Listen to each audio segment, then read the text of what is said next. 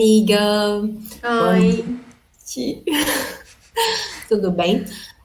Sabe o que eu tava pensando? Que a gente podia ir no teatro hoje. Tem tanto tempo que eu não assisto a uma boa peça. E, meu Deus do céu, as tragédias gregas que inspiraram os autores da nossa época. Vamos sim, mas olha, eu já digo que eu não sei muito de tragédia. Se for pra falar dos garotos que apareceram, aí sim é cada tragédia, amiga. Ai, não, amiga. As tragédias gregas, elas não são bem isso aí que você tá citando, não. Ah, ainda bem. As tragédias, elas eram peças teatrais mesmo, que eram representadas aí na Grécia Antiga, no tempo de Sófocles, Eurípides, esses poetas, né, que criaram aí uma infinidade de peças para o entretenimento do povo grego. Que legal, eu não sabia disso. Então, eles tinham muitas peças pra assistir, não é? Peças excelentes, por sinal, eu acredito. Pois dizem que hoje em dia não se faz mais gente como daquela época. Mentes brilhantes. Então, amiga, havia sim aí um grande número de peças datadas daquela época. Mas não era toda a época que acontecia, né? A gente não podia fazer igual atualmente, que nós escolhemos aí o gênero da peça que nós vamos assistir, que nós escolhemos qual peça que nós vamos assistir. Não. As peças da tragédia, assim como as de comédia, elas aconteciam em festivais cívico-religiosos, que eram específicos de determinadas épocas. Por exemplo, a gente tinha dionisíacas urbanas, que aconteciam aí bem próximo dessa data que nós estamos aí, na época da primavera, que eram festas aí dedicadas aí ao deus do vinho, Dionísio. Então a gente tinha uma festa cívico-religiosa mesmo. Era uma festa, um festival, digamos assim, voltado aí para o deus do vinho, em que aconteciam essas peças teatrais. Eram dias específicos apenas. Mas como assim? Peça de teatro em festa religiosa? Sim, elas aconteciam como forma de concurso. Então, você tinha em uma determinada época do ano, geralmente atrelado aí ao final do ano, concursos teatrais em que eram apresentadas essas tragédias e uma comédia também, né? Logo na sequência. Acontecia, assim, em teatros enormes, imensos mesmo, que comportavam aí cerca de 14 mil pessoas. Você consegue acreditar nisso? Minha nossa, quanta gente! Mas suponho que naquele tempo não havia tantos recursos assim, como temos hoje em dia. Por exemplo, telão, microfone, caixa de som. Como essa multidão conseguia acompanhar tudo? Você é esperta, hein, amiga? Você tocou em um dos pontos principais. A estrutura, ela não é bem como nós temos também hoje em dia. Eles sabiam disso, que não era possível exibir algumas coisas da forma como nós temos hoje, porque não existiam esses recursos, né? Então, durante as peças, os personagens, eles falavam coisas específicas, que facilitavam aí a compreensão do enredo. Havia muitos indicativos, sabe? E a respeito do som, a própria estrutura dos anfiteatros ajudava muito nisso, por causa dos declives. Eu coloquei essa imagem aqui para você, de uma representação, de mais ou menos como seria esse teatro. Na verdade, essa aqui é uma foto original, mas seria mais ou menos algo assim, tá vendo? Então a gente tem aqui uma espécie de declive onde as pessoas ficavam e aí o som ele era esparramado entre esse percurso. Então as pessoas conseguiam ouvir de forma boa, sabe? Era a própria estrutura do ambiente facilitava para favorecer nessa acústica aí. Assim, todo mundo, tanto as pessoas mais próximas quanto as pessoas mais afastadas, conseguiam acompanhar essas peças. Esses eram os anfiteatros. Anfiteatro? Isso mesmo, era o nome dos teatros gregos naquela época. Eles eram enormes, amiga. E você sabe o porquê do nome? Não. Por causa da língua grega. O nome anfiteatro, ele significa aí espaço aberto de todos os lados, porque tem-se apenas as arquibancadas declinadas e o palco ao meio. Na verdade, isso aqui é uma representação atual de ruínas, digamos assim, que nós temos atualmente lá na Grécia, né? Então eram iguais aos que temos hoje em dia nas praças públicas? Isso era bem parecido com isso, tá vendo? Tá vendo? Você tem aqui, então, as arquibancadas, um espaço onde acontecia aí as representações e um espaço aí para o pessoal que está apresentando se esconder, para que as cenas mais polêmicas pudessem acontecer. Então, nessa parte aqui acontecia alguma coisa por trás que não era mostrada ao público e a cena mesmo ela acontecia nessa parte aqui da representação. É bem parecido realmente com o que nós temos atualmente. Inclusive, esse aqui, ó, é a representação de um anfiteatro que nós temos aqui na Paraíba. E, ó, não se engane achando que é uma estrutura que é presente apenas na Paraíba, não, tá? Ela tá presente aí, como você falou, em praças públicas e em vários locais no Brasil inteiro. Esses são apenas alguns exemplos. E a maior representação que nós temos disso são algumas estruturas que nós temos em universidades e também, adivinha, os estádios de futebol. Eles são uma representação muito parecida do que existia naquela época. Isso porque você tem um palco principal onde acontece o evento, né, onde acontece a cena que é mostrada para todas as pessoas e as arquibancadas, elas são declinadas de uma forma em que todos conseguem assistir o que se passa no centro e que o som que as pessoas estão falando, do que elas estão comunicando e passando ali no centro, ele reverbera para todos os lados. Então todos conseguem ouvir muito bem.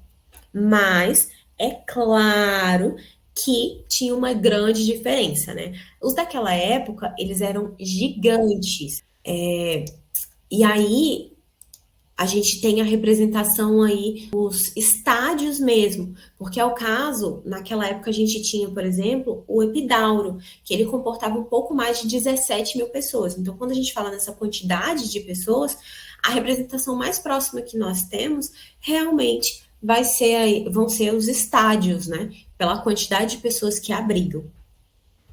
Muito interessante. Mas você falou que os poetas inspiraram autores de nossa época. Como assim? Uhum. É verdade, eu falei, né? Então, alguns autores dessa época, eles serviram de inspiração para autores modernos. Começaram aí a tratar de temas parecidos ou até mesmo a adaptar algumas coisas, sabe? Mas eu preciso te dizer uma coisa, já havia aí um autor naquela época que era considerado muito à frente, como falavam os nossos avós. Me conta, começou, tem que terminar. Tá, calma, eu vou te contar, tá? Você sabe, você sabe, né? Tem um autor que se chama Eurípedes. Ele foi um autor lá do século V que, em seu teatro, ele resolveu fugir aí um pouco do padrão.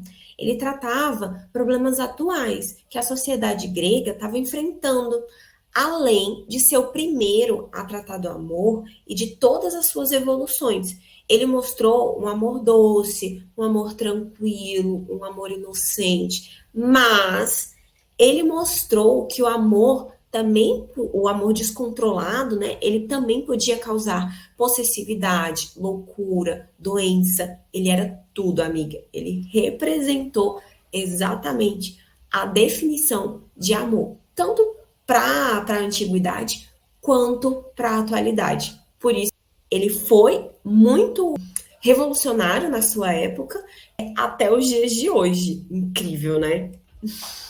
Eu adoro, detesto padrões. Exatamente, ele quebrava aí todos esses padrões, amiga. E sem falar que os outros autores, eles não davam muito espaço às personagens que representavam as classes sociais inferiores, como a de escravos e até mesmo as mulheres, sabia? Eurípides inovou nisso daí. Amo. Conta mais que estou amando essa abertura a respeito do teatro grego. Amiga, eu tenho uma bomba para você. E em especial que detesta aí exclusão, que detesta aí injustiça. Não me irrita. Fala logo. Só você mesmo. Então, não havia atrizes. Sim, os homens, os atores que representavam os papéis femininos, incluindo, né, o caso de mulheres mesmo. Então, por exemplo, se a gente tinha aí um papel que era específico de uma mulher, ele era representado por um homem. Acredita? Quê? Mas como assim? Sim, gata. Infelizmente. Ainda bem que hoje nós mulheres já ganhamos esse espaço, mesmo sofrendo preconceito, pois ainda não nos enxergam aí com bons olhos as mulheres mexendo com artes e cultura, não é verdade? Mas eles que engolam isso. Afinal, a gente está construindo aí o nosso espaço, não é? Enfim, você gostou de saber a respeito do teatro grego antigo e seus respingos aí nos dias atuais? É só lembrar, tá? A tragédia, a comédia grega, Grécia antiga, para saber que foi de lá que tudo veio. Ó, deixa eu só te mostrar aqui as máscaras, representações de máscaras que eram utilizadas pelos homens. Porque afinal, se eles tinham que representar personagens femininos, eles também representavam esses personagens através da forma como do sentimento em que eles passavam, né? Então, sempre existia a presença aí dessas máscaras para garantirem aí que você tinha uma idoneidade, você conseguia compreender e associar com os personagens também. Olha Eu só. amei a explicação, melhor impossível. Foi ótimo aprender um pouquinho sobre as diferenças, porque hoje há vários recursos tecnológicos, temas diversos, mulheres encenando, não é mesmo? Com Eu certeza. amei. Ai, que bom, amiga. Que bom que você gostou. Isso é só um pouquinho, na verdade, do que realmente é aí o que realmente foi aí o teatro grego. Mas é só para você ter aquele gostinho de quero mais. E me animar para o teatro hoje mais tarde. Com certeza. Vamos que vamos, né? Olá, pessoal. Boa noite a todos. Meu nome é Hamilton Medeiros. Sou mestrando em Letras na linha de pesquisa Estudos Clássicos e Medievais pelo Programa de Pós-Graduação em Letras, PPGL da UFPB. Sou integrante do Lectio Clássica e vocês assistiram há pouco uma produção de um conteúdo feito por Lloyd Sabino, que é aluna do curso de Letras Clássicas da UFPB, e por Jaqueline Lima, também estudante do curso de Letras Clássicas da UFPB, ambas concluintes. E agora vamos fazer uma leitura do prólogo da peça Hipólito de Eurípides, uma tradução e adaptação de minha autoria, e vou convidar os demais integrantes que farão parte dessa leitura. Oi, Luciene, boa noite. Microfone desativado, Luciene. Olá, boa noite. Boa noite a todos. Boa noite, Hamilton. Boa noite. Todos bem-vindos. Boa noite, Jaqueline.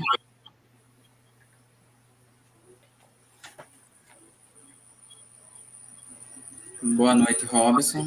Olá, boa noite. Boa noite, Jéssica. Olá, pessoal, boa noite. Boa noite. Jaqueline está com o microfone desligado. Pronto. Vocês escutaram quando eu dei boa noite? Não. Mas agora está Tudo ligado. Então, pessoal, para essa leitura do prólogo, utilizaremos máscaras para representar um pouco de como era naquela época.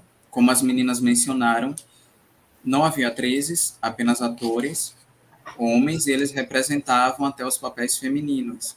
Então, decidimos fazer uma brincadeira com essas máscaras, e aqui não tem, por exemplo, eu estou com uma máscara feminina, e Jaqueline está com uma máscara também feminina, né? E Robson, mostra a sua, Robson. Isso. E a de Luciene já é uma máscara masculina, um homem de cabelo longo, com a fitinha na cabeça. Então é isso, vamos iniciar a leitura do prólogo da peça Hipólito de Eurípides.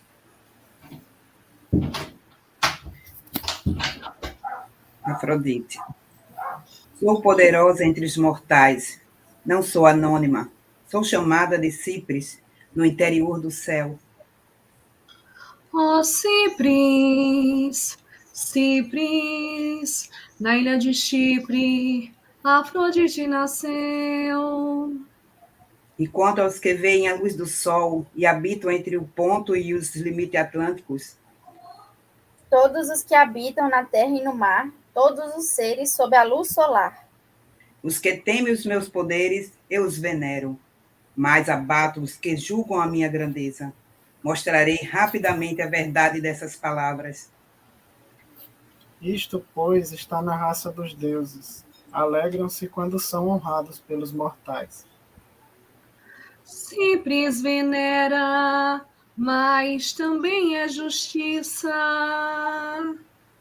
O filho de Teseu com a Amazona, o neto do casto Piteu, Hipólito, o único do cidadão dessa cidade, Trezena, diz eu ter nascido a pior dos Daimons. Hipólito recusa os leitos matrimoniais. Ele recusa o casamento. Hipólito desdenha Afrodite. Cipres. Ó Cipres, o amor Hipólito recusou. A irmã de Febo Apolo, Ártemis, filha de Zeus, ele honra e afirma sem medo que ela é a maior dos Daimonos já nascidos. Hipólito vive em companhia de Ártemis. Corre com ela pelos bosques verdes, expulsando feras com os cães ágeis da Virgem. Vive próximo à deusa, tão próximo que ultrapassou os limites impostos entre deuses e mortais. Ó Cipres, a Ibris logo vem e recai sobre os pobres mortais. Mas não me importa, não sinto inveja. O que, pois, me falta? Sou poderosa, porém, por ter me privado de honras, eu o castigarei ainda hoje. Muita coisa venho planejando há muito tempo. Pouco trabalho me resta. Cipres planejou, ela arquitetou todos os planos, castigos de Hipólito, todos os planos, já há muito tempo. Tudo começou assim.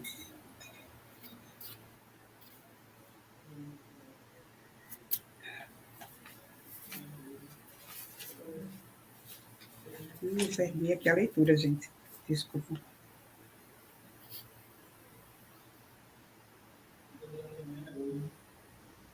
Um dia, da casa de Piteu, Hipólito saiu em direção à terra de Pândion para ver os sagrados mistérios. Sagrados mistérios em Eleusis. Enquanto isso, Fedra, sua madrasta, também estava saindo de sua terra Creta, para refugiar-se em Trezena. Ao avistar Hipólito, seu coração foi fortemente tomado pelo amor, por minha decisão. E antes mesmo de colocar os pés em Trezena, junto à rocha Paládia, De Palas.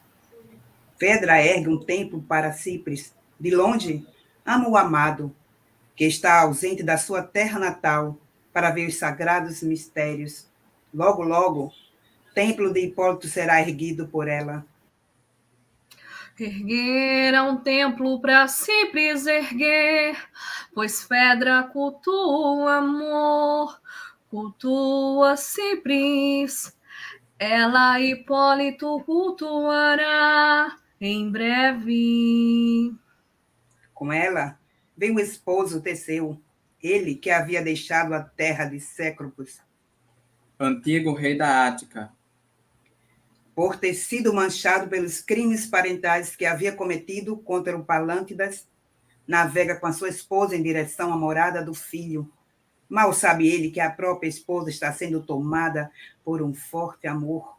Mal sabe ele por quem Fedra sente esse amor. Fedra definha pelo amor, por Hipólito seu grande amor. Ó Cipres, deusa do amor. Mas não acaba aí a história. Revelarei tudo a Teseu. E a morte do filho que me desonrou surgirá por meio do pai. Virá de Poseidon, o rei do mar. certa vez, Poseidon disse a Teseu: terás direito a 3 pedidos, porém, não os utilize em vão. Mas é o que ocorrerá. Porque pedistes em vão, Teseu, A morte de Hipólito virá, virá, virá. E Fedra, apesar de nobre, também será punida. Punirei meus inimigos quantas vezes for necessário, até que eu me dê por satisfeita. Fedra também morrerá. Hipólito está retornando. Vejo-o se aproximar daqui, acompanhado por seu séquito, alegres, em festa. Entoam hinos em honra de Ártemis. Mal sabe que as portas do Hades já se encontram abertas para ele. Mal sabe que hoje será a última vez que ele poderá ver a luz do sol. O fim de Hipólito chegou, para exemplo dos pobres mortais. Honrar um, desonrar outro Deus, unido para sempre será.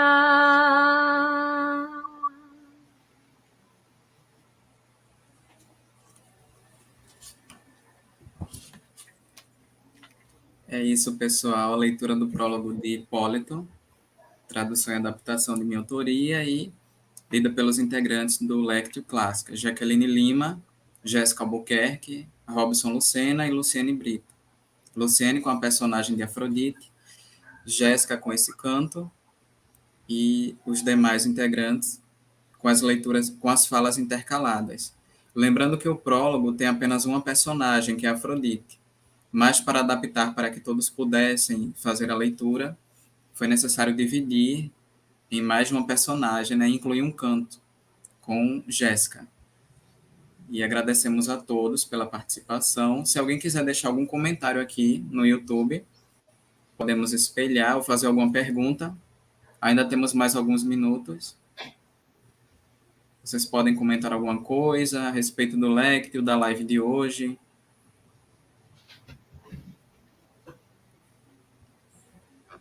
Tem uma mensagem aqui do Robson Claudino.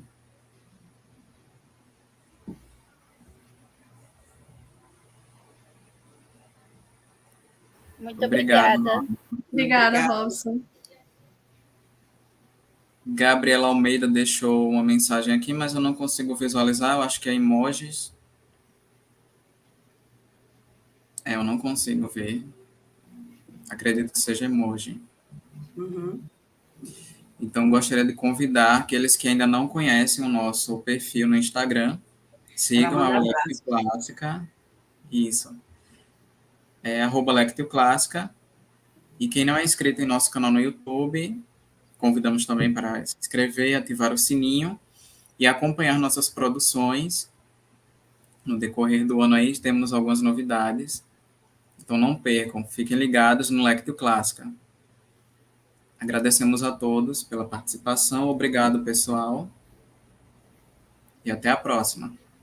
Obrigada a todos. Até a Tchau, próxima. Tchau. Tchau, tchau. Tchau.